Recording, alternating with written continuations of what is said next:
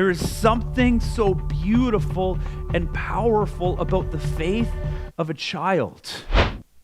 I told you that we at Cornerstone will invest in families because a healthy church invests in families. Right? I told you that we invest in families because we have a biblical obligation to do so. But we also will invest in families because we can all afford to be more childlike in our faith.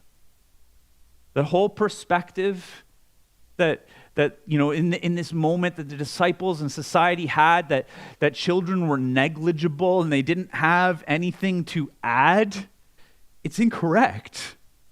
There is something so beautiful and powerful about the faith of a child. Man, how many people here who have been around for a while have their seat at Cornerstone?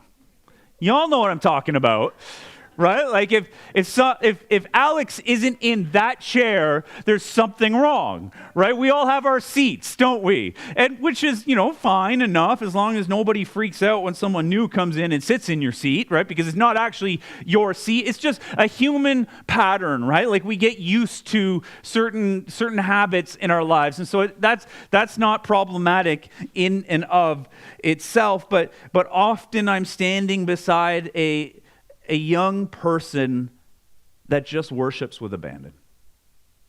A child. And I can just tell you that as somebody who is in the age category of being at risk of aging out of childlike qualities, that I'm so encouraged by the worship of a child.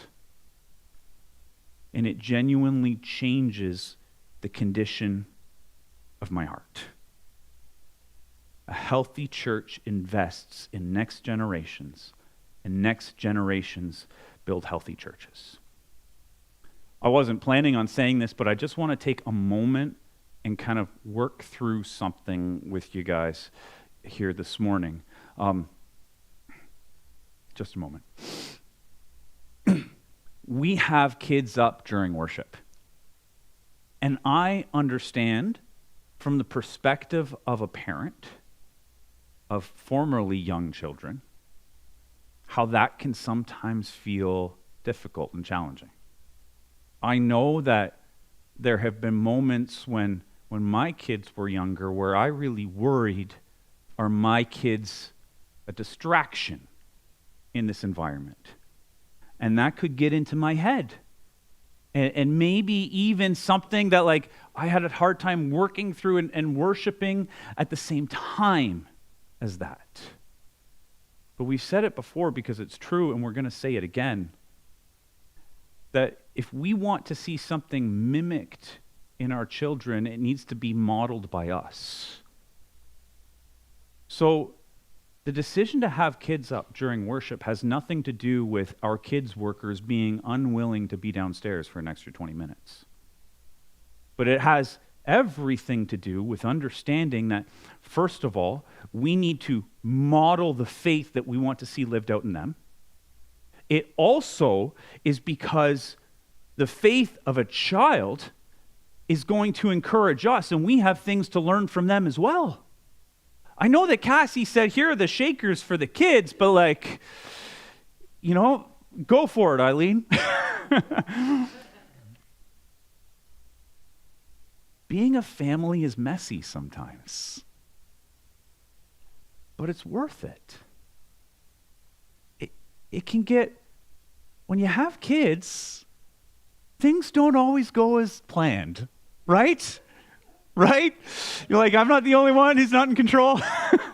Things don't always go the way that we want it to go. Our plans get interrupted. Things are sometimes unexpected challenges arrive, but it's worth it.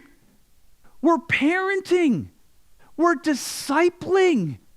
We're learning. We're growing.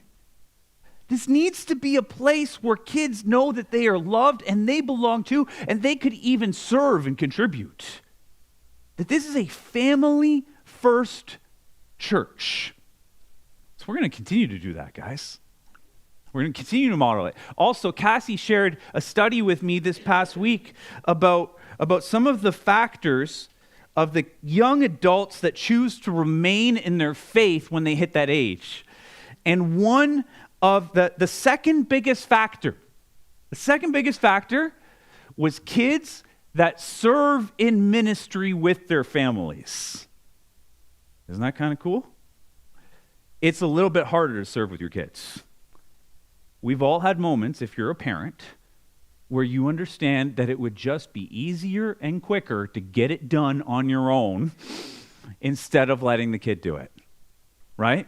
Even professionally, you might feel like that with some of your coworkers. I don't, by the way. I'm good.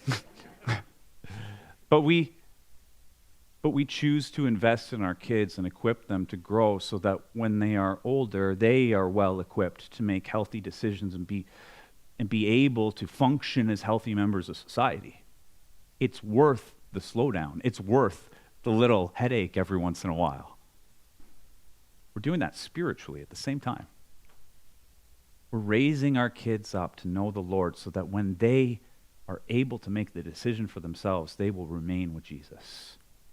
We choose to do it on purpose. It's beautiful. Even though sometimes it's going to get a little messy, but it's worth it. Let the kids come.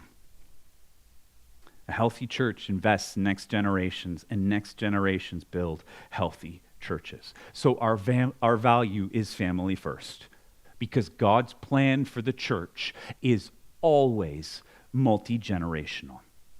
I want to give you a little bit of a report, and so this might seem super practical, but I want to share with you some of the things, how that looks like, and how that will continue to look here at Cornerstone. And this, it feels like a report because it is, but it's important.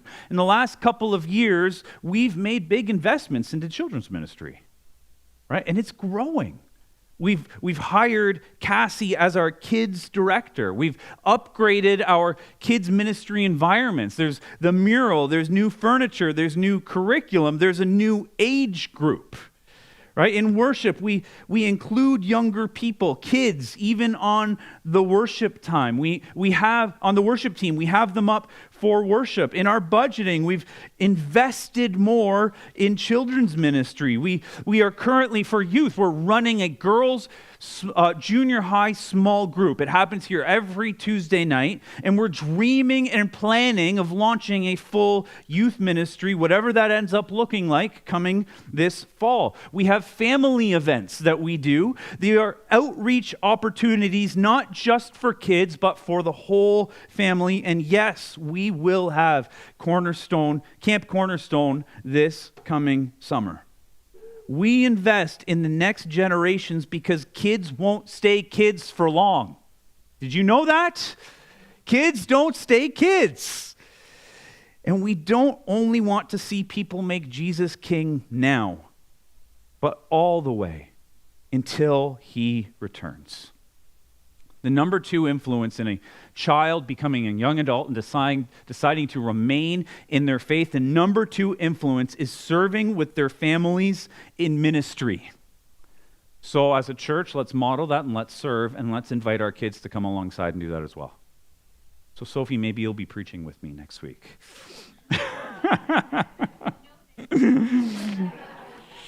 Can I tell them about when you were a little kid? You know what I'm talking about? Oh, that's okay? Yeah, it's okay.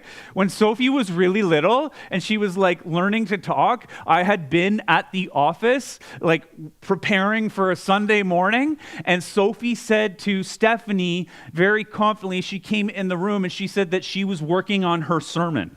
And so Stephanie said, "Oh, well, that's great. What's your sermon on?" And she said, "Options," right? And she's like, "I can preach. I have teeth."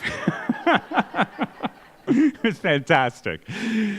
The number 1 influence, this is going to seem not spiritual because it's so incredibly practical, but practical things are spiritual. The number 1 influence in kids that are raised in the church remaining in faith long term is actually having dinner as a family 5 times per week. Yeah. having dinner as a family 5 times per week. So if you're a mom or your dad and you follow Jesus, let's prioritize that. If you're a grandma or a grandpa and you have grandkids, go to church, let's prioritize that. If your kids work shift work, why don't you volunteer and say, hey, I'd love to come over and help you make dinner. 5 times per week, having dinner as a family. That blew my mind. But it's so simple. Let's make that investment.